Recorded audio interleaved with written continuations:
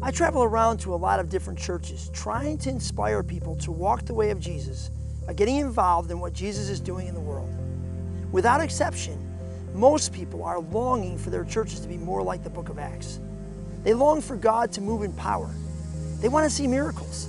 They want to see a life-changing movement that looks like what happened in that original church. Most people are confused about why these things don't seem to happen anymore, why the church has lost its way and much of its influence and power. Has God turned his face away?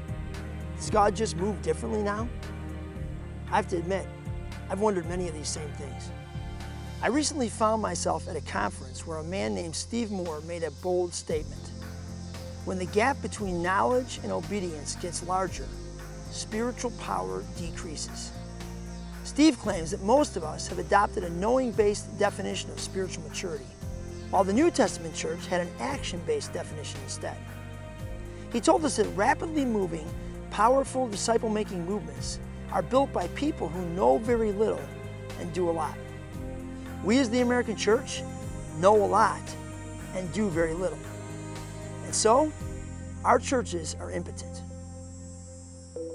Steve is absolutely right. I look at my own life and see all kinds of gaps between what I know and what I do. How often do I choose the path of inactivity when God's mission is clearly visible right in front of me?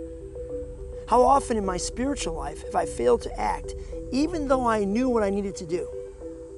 How much time have I spent studying and debating Scripture when I could have been living it instead? What if I knew less, was a little less smart, had attended a few less seminars and classes, but instead was actively involved in doing what Jesus told me to do?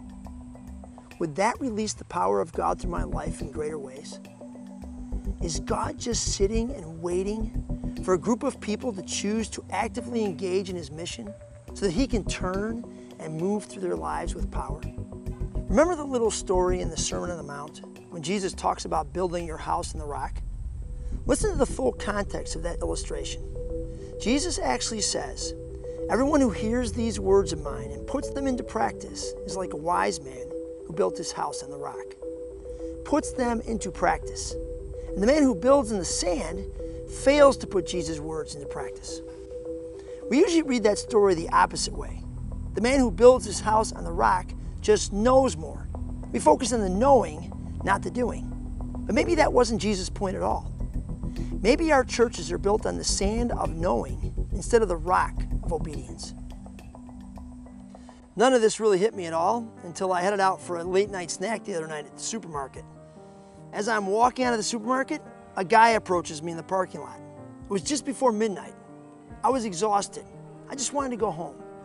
He tells me that he has seizures and that he needs medicine and that he didn't have the money for the medicine. He said that he had contacted a local friend who goes to his church, that she lived a long way away. So he needed a ride to her house and then back to the store where he could buy the meds. I'm thinking, no way, I am not doing this. I want to go home and eat my snack and just sit down and relax. Like, this is the last thing I need to be doing. I mean, this guy could kill me or something. And then all of a sudden comes rushing into my head Steve's words, Jesus' words, and I think, what if God's power being released begins with me, with my obedience? So I told Xavier, my new friend, to get in. We drove off.